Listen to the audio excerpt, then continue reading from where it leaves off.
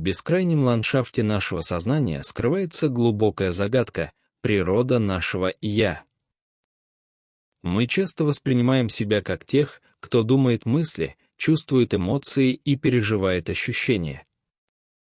Но чем глубже мы погружаемся в нейронауку, философию и практики самоисследования, тем яснее становится ошеломляющее осознание: все, что мы знали о себе, может быть лишь иллюзией.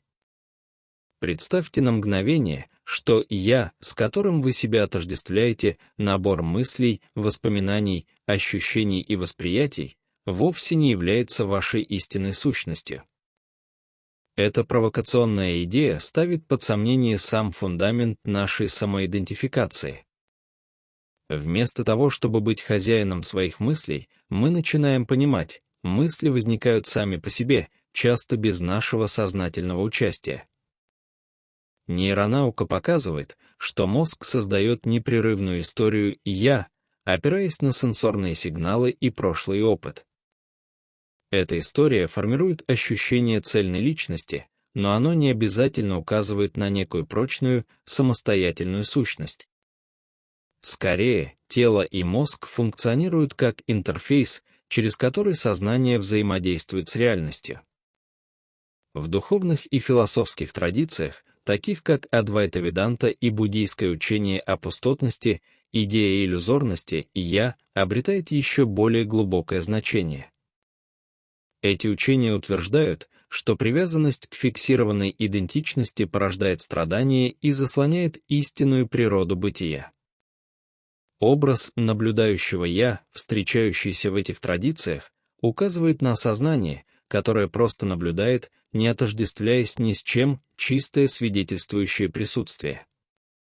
Концепция «странной петли» Дугласа Хофштаттера добавляет новую грань к этому исследованию.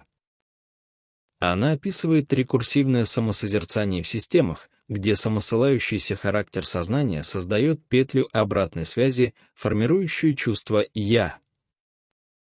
Однако, парадоксальным образом, именно этот процесс может привести к исчезновению «я» при глубоком рассмотрении. Путешествие самоисследования приводит нас к парадоксальному выводу: чем больше мы снимаем слои отождествления с мыслями, чувствами и телесными ощущениями, тем ближе мы подходим к состоянию чистого присутствия. В заключительной практике предлагается мягко задать себе вопрос: кто остается, когда все привычное, мысли, эмоции, образы, исчезает?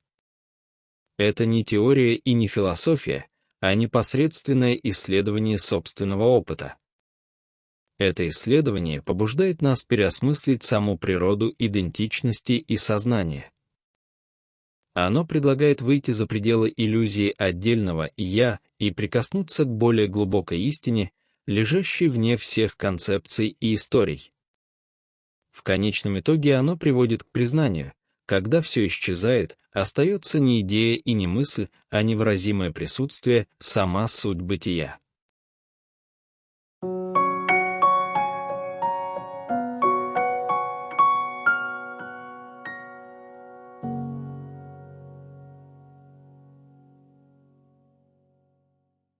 Who thinks your thoughts? Everything you knew about yourself is an illusion. But then, who are you? This video is not a lesson or a meditation. It is an inner investigation. Step by step, we peel away everything you have come to consider as yourself: thoughts, sensations, emotions, the image of I. In the end, what remains is not an idea, but pure presence. That which cannot be seen, but can be. Pushpin inside, why you do not control your thoughts, how the body became an interface, rather than you, what I observe remains in neuroscience and Advaita theories, I as a hallucination, Buddhist emptiness, Hofstadter's strange loop, the paradox in which I disappears, gentle final practice, feel who remains when everything is stripped away. In the vast landscape of our minds, there exists a profound mystery, the nature of our selfhood. We often perceive ourselves as the thinkers of our thoughts, the feelers of our emotions, and the experiencers of our sensations. Yet, as we delve deeper into the realms of neuroscience, philosophy, and contemplative practice, a startling realization emerges: everything we knew about ourselves may be an illusion. Imagine for a moment that the I you identify with, the collection of thoughts, memories, and perceptions, is not the true essence of who you are. This provocative idea challenges the very foundation of our self-perception. Instead of being the master of our thoughts, we begin to understand that thoughts arise seemingly independently, often without our conscious initiation. Neuroscience reveals that the brain constructs a narrative of selfhood based on continuous sensory inputs and past experiences. This narrative creates a cohesive sense of identity, but it does not necessarily correspond to an immutable, independent self-entity. Rather, the body and brain act as interfaces through which consciousness interacts with the world. In spiritual and philosophical traditions such as Advaita Vedanta and Buddhist emptiness teachings, the concept of I as an illusion gains deeper traction. These perspectives suggest that our attachment to a fixed identity perpetuates suffering and obscures the true nature of reality. The I observer, as explored in these traditions, hints at a consciousness that observes without identification, a pure witnessing presence. Douglas Hofstadter's concept of the strange loop adds another layer of complexity. It describes recursive self-reference within systems, where the self-referential nature of consciousness creates a feedback loop that can give rise to a sense of I. Yet, paradoxically, this very process can lead to the dissolution of the I when examined closely. The journey of self-investigation culminates in a paradoxical realization: the more we strip away the layers of identification with thoughts, emotions, and sensations, the closer we come to a state of pure presence.